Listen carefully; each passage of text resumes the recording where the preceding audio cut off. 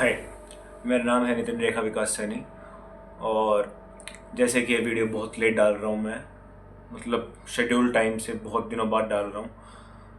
और जाहिर है आज दशहरा है और ये वीडियो भी दशहरे के ऊपर ही है। तो बिना देरी के शुरू करते हैं बातचीत।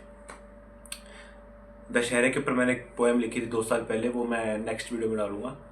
और मैं इसलिए पोस्ट नहीं की थी क्योंकि पिछली बार 2 साल पहले मैंने दशहरे के अगले दिन लिखी थी, तो मुझे लगा ये इनवैलिड हो जाएगी, आज डाल दूंगा तो अगले साल मैं डालना भूल गया। और आज दशहरा है, मुझे आज एकदम क्लिक किया कि मेरे पास एक कविता है लिखी हुई दशहरे पे, तो वो मैं डाल दूंगा इसके तुरंत बाद। सबसे पहले मैं दशहरे पे आपसे कुछ बात करना चाहता हूँ, और वो कविता भी इसी कॉन्टेक्स्ट में लिखी थी मैंने कि यार जो रावण है उसको मेरे हिसाब से तुम नहीं जलाना चाहिए। और फिर उस साइड से ना बहुत ज़्यादा काउंटर आता है कि क्यों नहीं जलाना चाहिए, हमारे तो प्रथा है, हमारे तो शुरू से प्रथा चलती आ रही थी हम।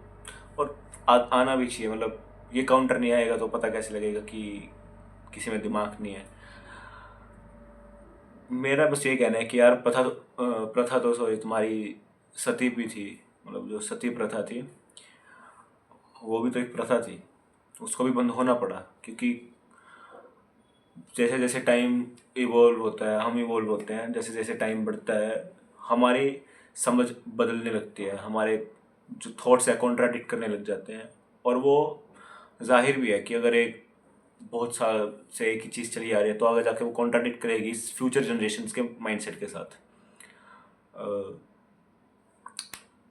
जैसे कि पहले सती प्रथा थी, आज वो बहुत गलत है, लेकिन एक टाइम पे औरतों ने उसका विरोध किया था जब उसको बंद करने की बात आई कि नहीं नहीं ये क्या है, हमारी इज्जत है, हम तो हमारे पति के साथ चलेंगे। और ऐसे ही आज दशहरा जब मैं कहता हूँ कि यार रावण का ईफिजी नहीं जलाना चाहिए।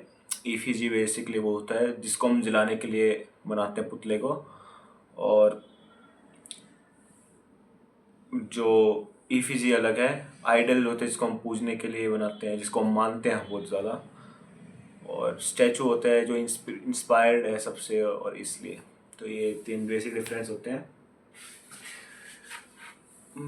बस मैं ये कह रहा हूँ कि यार तुम रावण जलाते हो, ठीक है, रावण तुम ये दिखाने के लिए जलाते हो कि तुम कहते हो कि राम जी ने जो है बुराई की हार हुई थी और अच्छाई की जीत हुई थी। बहुत अच्छी बात है, बुराई की हार हुई थी, लेकिन तुम्हें लग रहा है बुराई की हार हो गई सच में? कि मतलब तुम पहले सब जानते हो, अगर नहीं जानते तो अब जान लो कि ग्लोबल वार्मिंग हमारा एक one of the biggest issue है अभी पूरे वर्ल्ड का, जिसकी वजह से टेम्परेचर राइज कर रहा है और बर्फ़ पिघल रही है। आई होप तुम सब ने अपने ज्योग्राफी की बुक्स में पढ़ा होगा।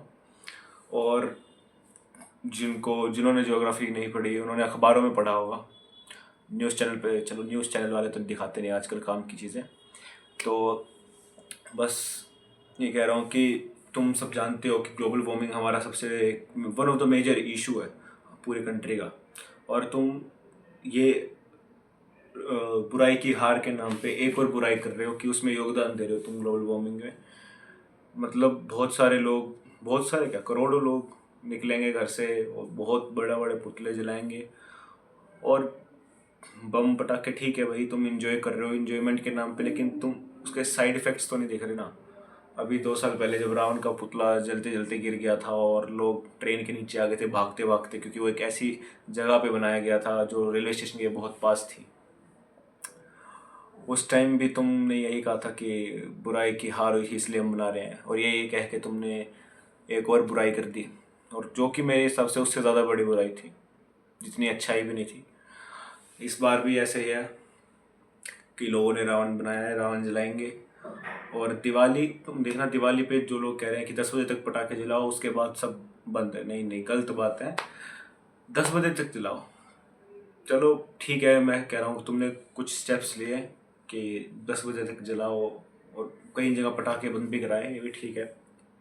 लेकिन तुम देखना अगले दिन जब उठोगे, खासकर दिल्ली में, हरियाणा में देखना जहाँ से मैं हूँ, तुम उठोगे अगले दिन दिवाली के 1-2 दिन बाद, देखना बिल्कुल आंखों में आई इन्फेक्शंस कितने बढ़ जाएंगे, स्किन प्रॉब्लम्स बढ़ जाएगी, लोग डॉक्टरों के जाएंगे।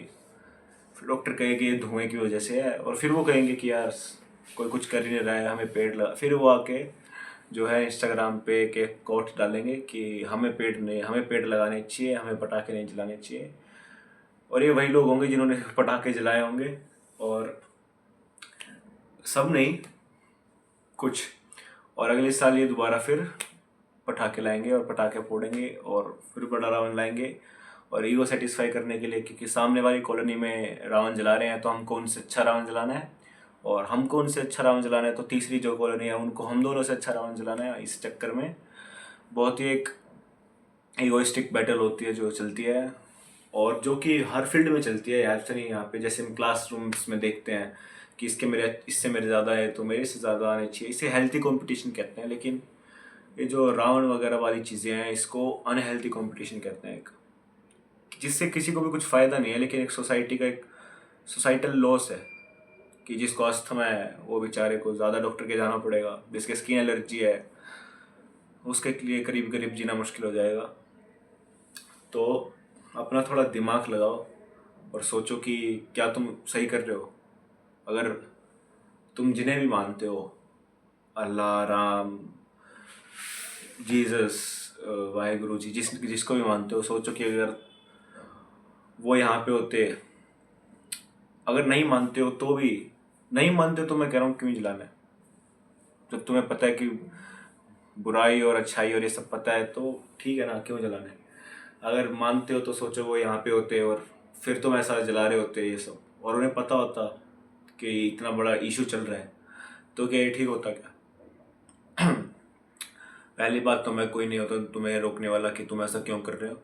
मैं नहीं कह रहा हूँ कि तुम मत करो, मैं बस तुम्हारी इंटेलिजेंस देख रहा हूँ। मतलब अपना दिमाग लगाओ और उसके बाद स्टेप्स लो। सीधा मत उठो कि सब कर रहे हैं तो मैं भी कंपटीशन के थ्रू पीयर में आके मत करो, पीयर प्रेशर में आके। और ऐसा भी हो सकता है कि दशहरे के दिन एक पेड़ लगाओ,